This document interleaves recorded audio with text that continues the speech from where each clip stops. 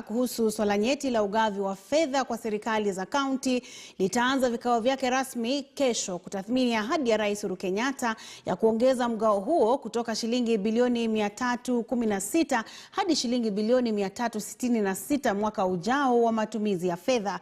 Jopo hilo limeahidi kuweka bidii ili kusuluhisha mgogoro huo. Bunge la Taifa sasa litawajibika kuweka ahadi ya rais kwenye sheria ya ugavi wa fedha kati ya serikali ya taifa na zile za kaunti almaarufu Division of Revenue Act ili kutimiza ahadi ya serikali kwa magatuzi.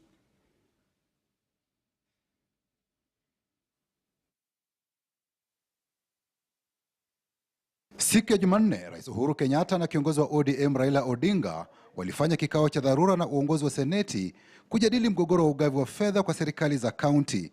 Rais Uhuru aliahidi kuongeza mgao huo kwa shilingi bilioni 50 ili kita hicho kifike shilingi bilioni 366 kulingana na jinsi ya uchumi utakavyoimarika.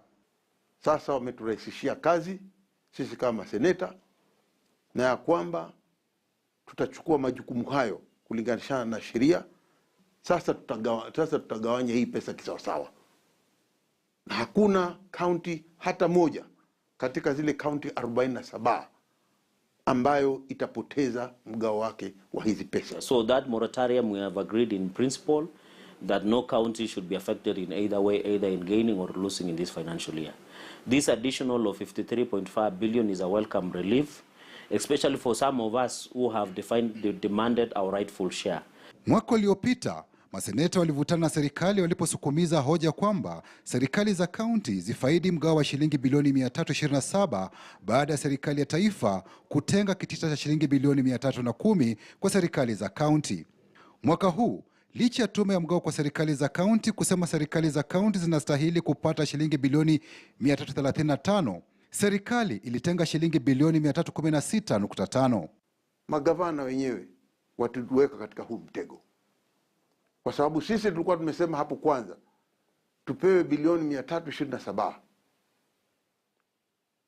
Wao walikuwa wanataka bilioni 310. Hatimaye serikali ikasema tutawapa bilioni 316.5. Lakini sisi baada ya kuchukua hizo pesa hatukuona kwamba hizi pesa zitatosha. Ndio sababu kulikuwa na ushindani na ugumu wa kupitisha hizi pesa za ugavi. Licha ya mahakama ya upeo kusema waziri wa fedha ana uwezo wa kutoa 50% ya matumizi ya fedha kwa serikali za kaunti kulingana na bajeti ya matumizi ya mwaka uliopita, iwapo seneti haitakuwa imepata suluhu kuhusu ugavi wa fedha, waziri Ukur Yatani hajatekeleza uamuzi huo. In the Appropriation Act, we already have money, 316 billion that goes to the national, that goes to the counties. Where we have a challenge is at Kara, and the Senate that needs to really roll it out and say what should Treasury now give to Kisumu or any other county. In absence of that, it becomes very difficult. Je, bunge litasitiri vipi ahadi ya Rais Uhuru Kenyatta ya kuongeza mgao kwa serikali za kaunti? The National Assembly have an obligation and duty on Division of Revenue Act now to ensure this 53.5 billion is reflected in the next financial year of 2021-2022 going forward. And I think that is an issue that the National Assembly has agreed in principle. Maseneta wanatarajiwa kujadili mswada wa mgao wa fedha wiki ijayo kufuatia pendekezo la Rais Uhuru Kenyatta.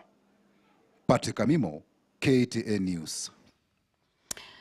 Na serikali imeondoa hofu ya biashara kubomolewa